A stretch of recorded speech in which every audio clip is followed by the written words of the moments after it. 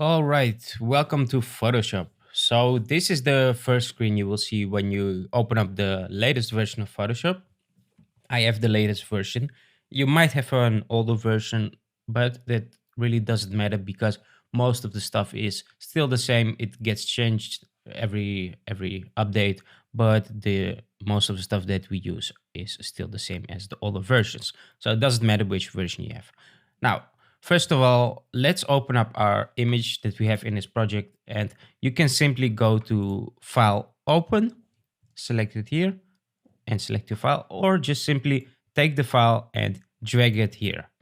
And this will instantly open the image we have. Now, on the left side, we have the toolbar, and the toolbar are there to select different tools to edit your image or to create your artwork. Now, first of all, we have some move tools here. These are to move things around in your image. And then we have some selection tools. With the selections tools, you can select things in your image.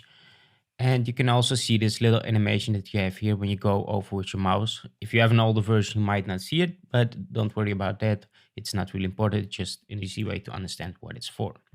Here we have also some selections tools in a different way.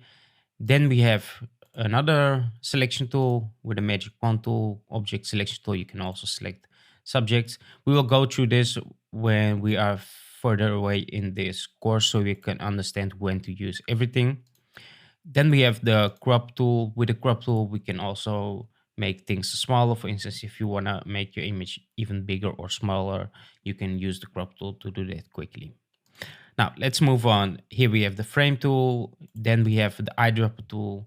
This is good to select some color in your image. If you want to sample a color that you see and you like it, you want to use it for another thing, maybe you can use the eyedropper tool and just simply click on the image and it selects this color. If you hold down your mouse, you can also see the color that you are selecting. Now, moving on, we have the healing brush tool. These are tools to remove objects in your image. If you want to remove maybe some little things in your image that you don't like, you can easily do that with all these tools here. We will go through all of them. Then we have the brush tool. The brush tool are actually pretty important when you are creating art. So the brush tool is one of the most used tools that I use when I create artwork, and we will use a lot of different kind of brushes. You will see that later on. Then we have the clone snap tool. This is also good to remove parts in your image, remove some stuff also. And let's move on. These eraser tools, you can just erase stuff. The gradient tool is good to use gradients, also a tool that I use a lot, maybe to create sky and stuff like that. Then we have the blur tool, sharp tool, and smudge tool. Blur tool, of course, this is good when you create photorealistic stuff. You want to blur out some things to create like a real photo. Then moving on, we have some dodge tool to lighten up areas, burn tool to make areas darker, and sponge tool to remove color from some things. Now, the pen tool is also a really important tool because with the pen tool, we can make advanced selections of stuff in our image. Also, we use the pen tool to remove subjects from backgrounds. So for instance, if I would want to remove this cat from this background, I would use the pen tool because are really advanced selections we need to make to remove this cat from the background. Now, then we have the text tool. Obviously, if you want to create some images with text in it, maybe some banners or some flyers, or whatever you want. Then we have a path selection tool. This is barely what I use, not really much use. And then we have some line tools and moving on these tools to zoom in out. But usually I use shortcuts on my keyboard, and all these shortcuts you will learn when you are working inside this Photoshop and you go on with all these different tutorials. I will tell which shortcuts I do, and you will do the same, and that way you will learn them. Now, here we have the color selection tool. If we click on these, we can change the color. If we press D on your keyboard, you can bring it to default black and white. All right, and every time you select a tool, you can see here the bar up here changes. And here we have the settings for each of these tools. So for instance, if I want to use like the gradient tool and I want to change the color of the gradient, I would go up here and I will click here, for instance, and I will select different colors I have. And this way I can change the settings of this tool. So Every time you select a tool here, the panel here changes because these are the settings for that particular tool that you are selecting. Now, let's move on. Here we have the menu where we can save our work. Obviously, you want to save your work a lot so you don't lose it. Photoshop can sometimes crash if you have maybe an older computer or you have too much layers in your work.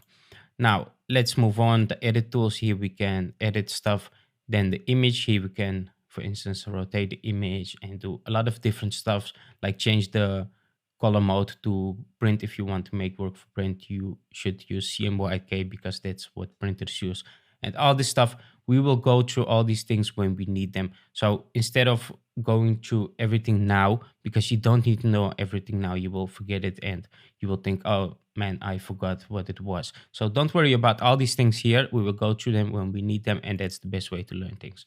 Now, on the right side here, we have layers. This is also really important in Photoshop because every time you create something, you will do this on a new layer. So if I click down here, here we have a bunch of stuff for the layers. If I click down this icon here, it will create a new layer.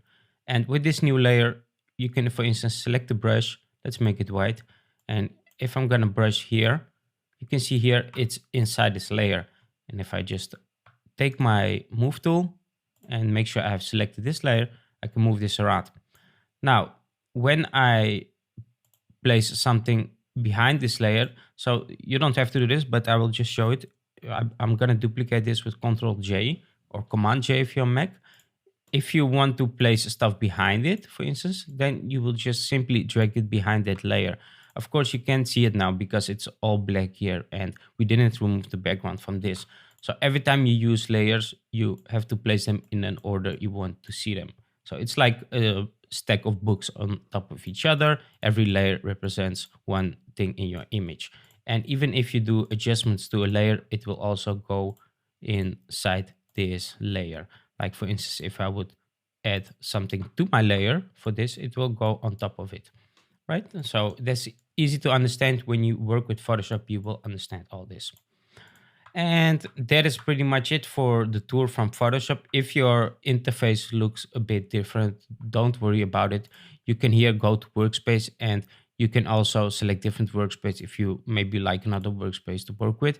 I have like just this simple workspace. You can make this smaller. For instance, if you want to see this bigger, you can move this around. And also maybe you want to select something else. For instance, if you want to have the properties here, you can also just click the properties window. You can drag it here. You can drag it there and you will have this properties window here.